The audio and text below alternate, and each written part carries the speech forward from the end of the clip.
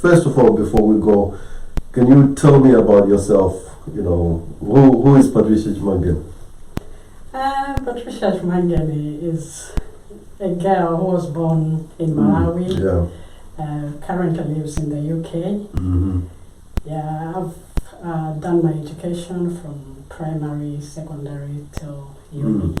Yeah, so now I'm working full-time work. So I don't know. That's my small profile. Okay, all right. So one thing which I didn't even explain to the people who will be watching this, you're also part of the Maravi Heritage Foundation. That's right. We're going to talk about that as we go on. Yeah. But now, you know, tell me about how was it like for you growing up in Malawi and for you finding yourself in the UK. Tell us about the journey. How was the journey like? The journey was mixed. So to say, I was fortunate to be born in a family. My father worked as a policeman, so we lived in town. So we had the best of what he could give us. Yeah. But then as well, it's different because we also had to go home to the village, and we had to do a bit of farming. And there, you can see the difference between the village and the town. And then coming here was even more different. Yeah, so I've kind of lived 3 lives as such. It's good to experience those lives because they give you a balance of how you live your life with people, with the community. Okay. So what is it that drove you to find yourself in the UK? Well, it was just to expand my academic prowess, my skills. Right. Then I decided to stay and work here. Okay, that's good. And then, you know, the funny thing is most of us, what I've noticed is most of the Malawians who are here in the UK or some other parts of the diaspora, you know, they have similar story, because most of them, they have come here to study, and then they've kind of, you know, find themselves, you know, staying in this country and doing some other things. But what I want to talk about now is your charity work and some of the things that have kind of drove you to come up with the book. So what kind of experience have you had in the UK when you're here? I know we've got different objectives when we come here, but the thing that stuck with me is home. I always remember home. I always remember the times we had with relatives and friends playing outside, but I also remember the hardship that people are facing at home. So that's where my charity, my interest in charity work comes from. I've got relatives who are struggling now, and as you can see on the news, Malawi's situation is not as good. So you do what you can to help out. So that's where I decided to attach myself to an organization that is interested in helping our brothers and sisters in Malawi. That's good. Now let's go to the book. Can you tell me more about the book? The book as well, like I say, my interest is home. So when you're far away from home, you remember home a lot more. You get homesick. So the book talks about home. It's based in a place in Malawi. And as I was growing up as well, regardless of us being modernized or being Christians, I still remember we've still got that element where we have cultures and traditions at home that makes us as Malawians, or me, Patricia.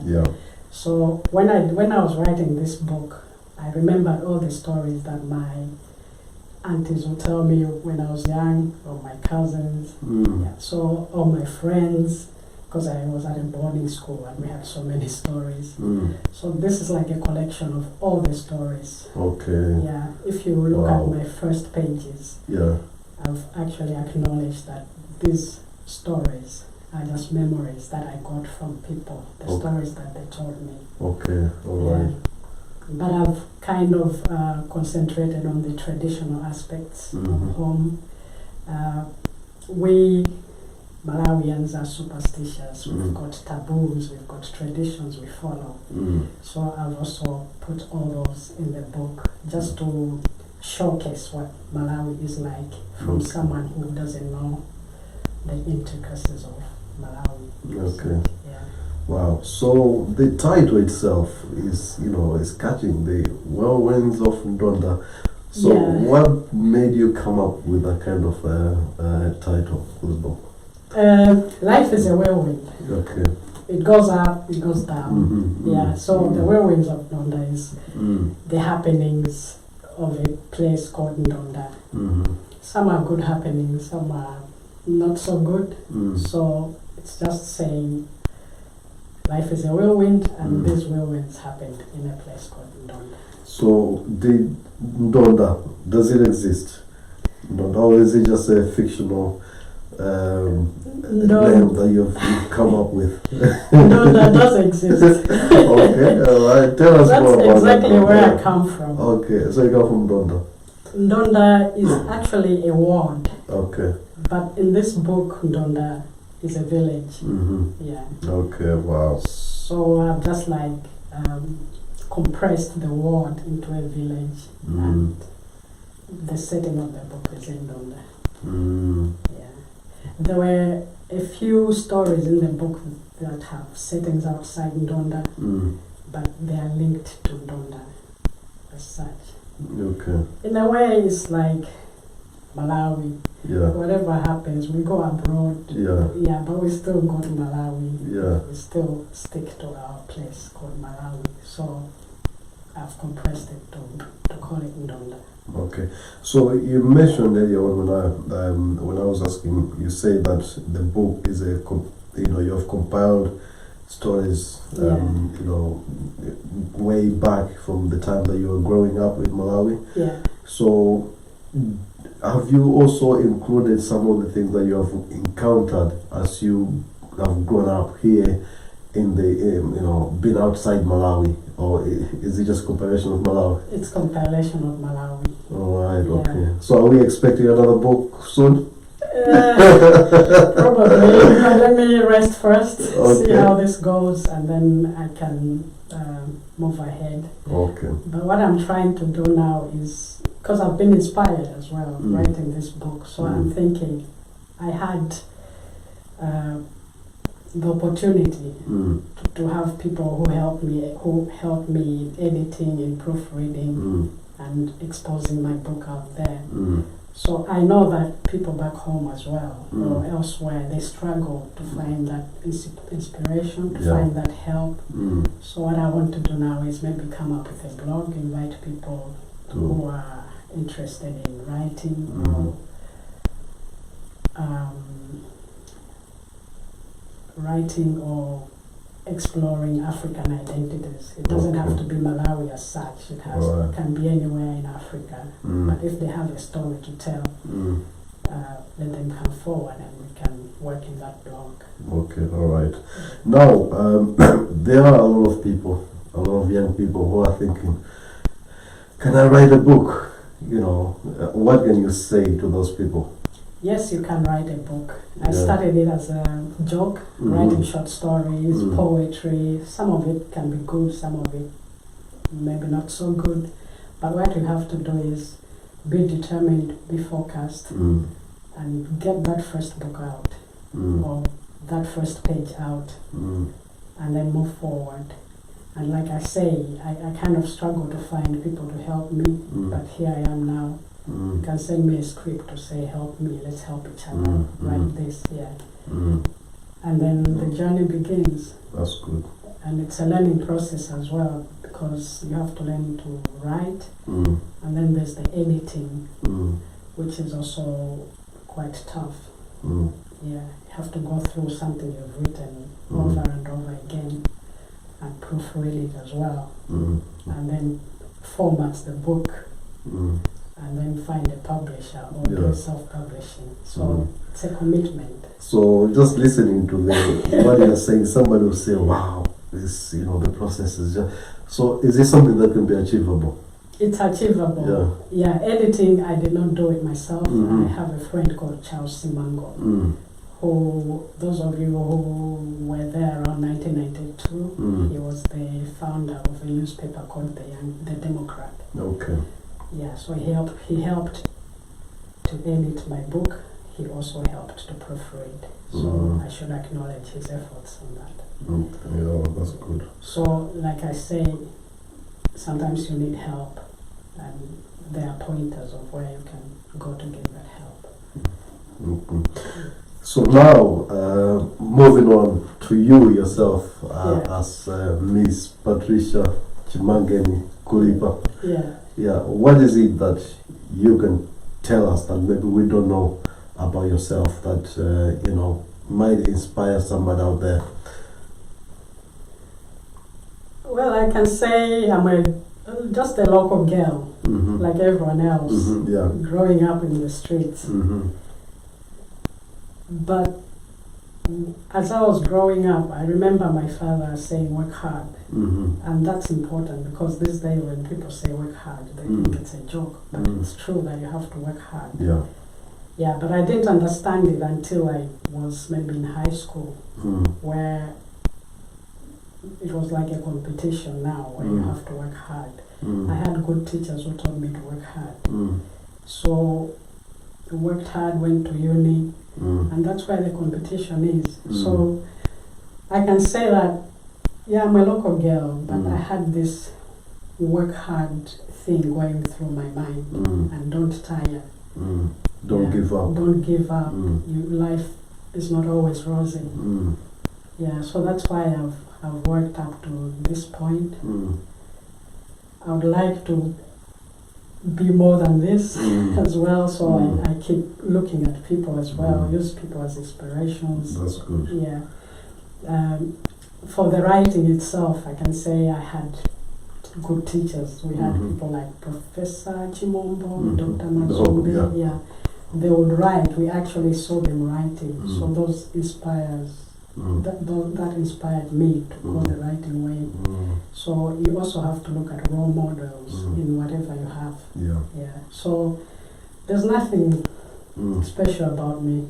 Okay. Just a local it is. No, you are special. You are special because coming up with a book like that, it's a special thing and it's a special gift. And having the ability to write and to tell a story, it's not easy. So that's a special thing that you have, and you should be proud of that.